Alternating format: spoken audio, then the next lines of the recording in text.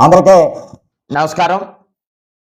ముఖ్యంగా ఆంధ్రప్రదేశ్ రాష్ట్రంలో ఉండబడే సంచార జాతుల వారికి ఒక విషయాన్ని వివరించడం కోసం, తెలియపరచడం కోసం ఈరోజు మీ ముందుకు రావటం జరిగింది.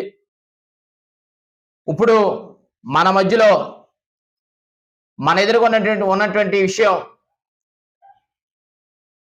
ఆంధ్రప్రదేశ్ ప్రభుత్వం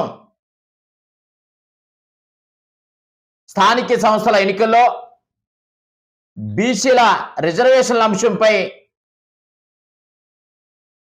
రాజీవ్ రంజన్ మిశ్రా గారిని, రిటైర్డ్ ఐఏఎస్ అధికారి గారిని చైర్మన్గా నియమించి వారిని రాష్ట్ర వ్యాప్తంగా అన్ని జిల్లాలు కూడా, అన్ని ప్రాంతాలు కూడా తిరిగి వినతి పత్రాలు స్వీకరించే కార్యక్రమం జరుగుతూ ఉంది. అందులో భాగంగా నిన్న రాజమహేంద్రవరం వెళ్ళి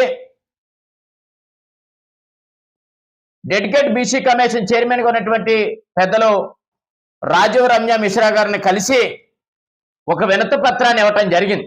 కారణం ఏమిటంటే, నేను అడిగినటువంటి అంశం ఏంటంటే, బీసీ జాబితాలో ఉండబడే సంచార జాతులకు చెందినటువంటి వ్యక్తులు ఎవరైతే ఉన్నారో వారికి స్థానిక సంస్థల ఎన్నికల్లో 5% రిజర్వేషన్ని సెపరేట్గా ఇవ్వాలని చెప్పి నేను ఒక డిమాండ్ని పెట్టడం జరిగింది, వివరించడం జరిగింది.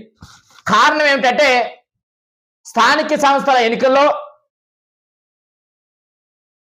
బీసీలకి ఏబిసిడి వర్గీకరణ లేకపోవటం ఒక అంశం అయితే,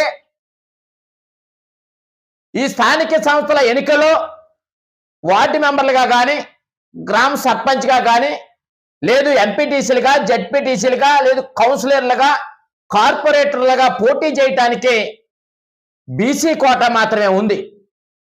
బీసీలుగా ఉన్నటువంటి వ్యక్తులతో పోటీ పడలేని పరిస్థితి, బీసీ జాబితాలో ఉండబడే బలమైనటువంటి సామాజిక వర్గాలతో పోటీ పడలేని పరిస్థితి సంచార జాతుల వారికి ఉంది. కాబట్టి అందుకని సంచార జాతుల వారిని సెపరేట్గా కనుక రిజర్వేషన్ ఇచ్చినట్లయితే వారు వార్డు మెంబర్లుగా, ఎమ్మెల్యేలుగా, మంత్రులుగా, లేకపోతే రాజ్యసభకి వెళ్ళకపోయినా పర్వాలేదు, వెళ్ళే పరిస్థితి కూడా ప్రస్తుతానికి లేదు. కారణం ఏంటంటే, బీసీలు అంటే బలమైనటువంటి సామాజిక వర్గాలు, ఎస్సీలకి ఎస్టీలకి రిజర్వేషన్ ఉంది, సంచార జాతులకు రిజర్వేషన్ లేదు. కాబట్టి ఆ అంశాలు మేమే అడగట్లా, నేను వాటినేమో డిమాండ్ పెట్టట్లా.